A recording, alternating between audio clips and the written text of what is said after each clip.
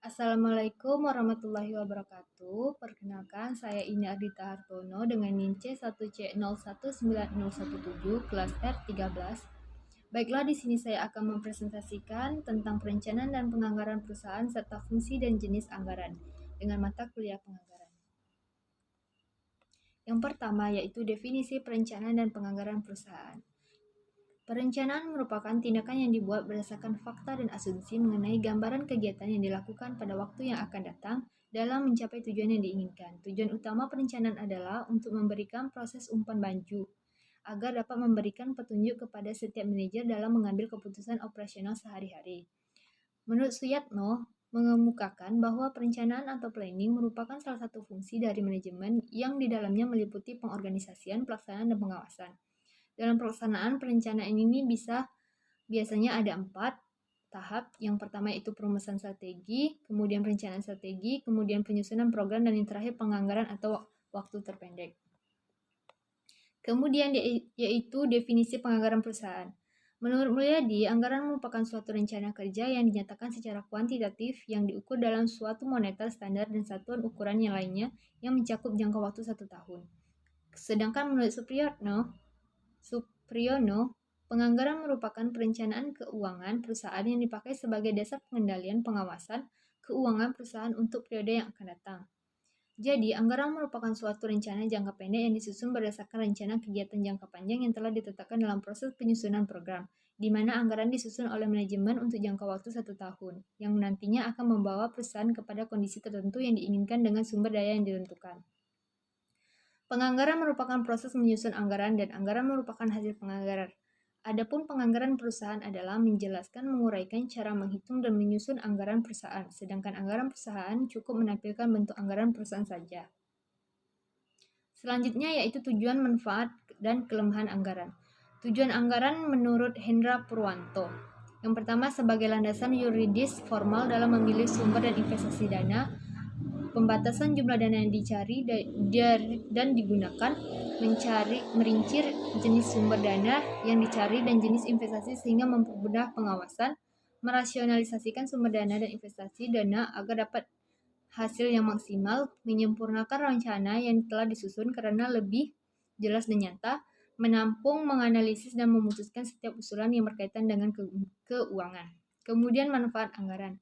Segala kegiatan dapat terarah pada pencapaian tujuan bersama, dapat digunakan sebagai alat menilai kelebihan dan kekurangan pegawai, dapat memotivasi pegawai, menimbulkan tanggung jawab tertentu pada pegawai, menghindari pemborosan dan pembayaran yang kurang perlu, sumber daya tenaga kerja peralatan dan dana dapat dimanfaatkan seefisien mungkin, dan yang terakhir alat pendidikan bagi para manajer. Kemudian kelemahan anggaran. Yang pertama karena berdasarkan taksiran dan anggapan sehingga mengandung unsur ketidakpastian. Kemudian memerlukan waktu, uang, dan tenaga yang tidak sedikit. Yang terakhir, pihak yang terpaksa mengakibatkan mengerutu dan menentang sehingga anggaran tidak akan efektif. Kemudian hubungan penganggaran perusahaan dan bidang ilmu lainnya. Hubungan penganggaran dengan akunting. Penganggaran berkaitan secara umum dengan akunting. Yang pertama disusun dalam suatu forma akunting, yang kedua berkaitan dengan akunting manajemen, yang ketiga mencatat transaksi waktu yang akan datang yang merupakan pedoman pelaksanaan, dan yang terakhir akuntansi keuangan memberikan masukan pada historis yang relevan terutama untuk tujuan analisis dalam pengembangan anggaran perusahaan. Yang kedua, hubungan penganggaran dengan manajemen keuangan. Fungsi manajemen yang pertama dan utama adalah perencanaan, demikian juga manajemen keuangan. Fungsi manajemen keuangan yang pertama dan utama adalah perencanaan keuangan. Penganggaran merupakan perencanaan keuangan, oleh sebab itu maka penganggaran merupakan salah satu cakupan dari manajemen keuangan. Kemudian fungsi anggaran.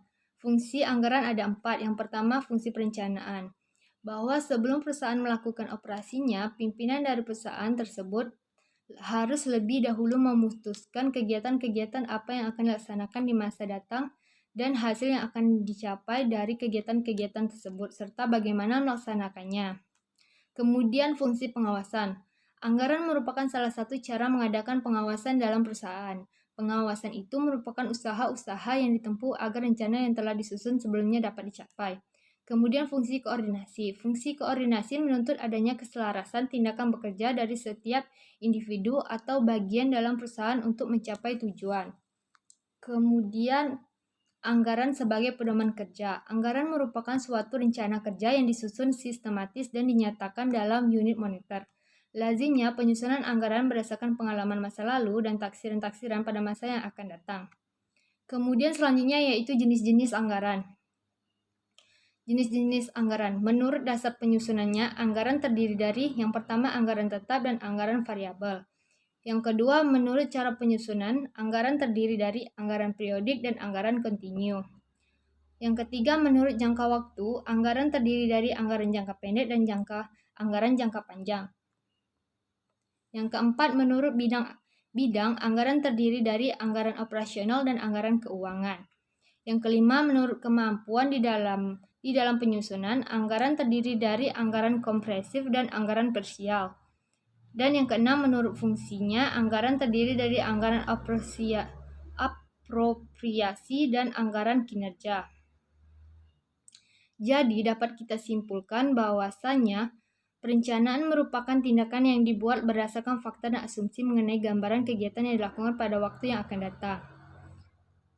Sedangkan suatu anggaran merupakan suatu rencana keuangan periodik yang disusun berdasarkan program-program yang telah disahkan.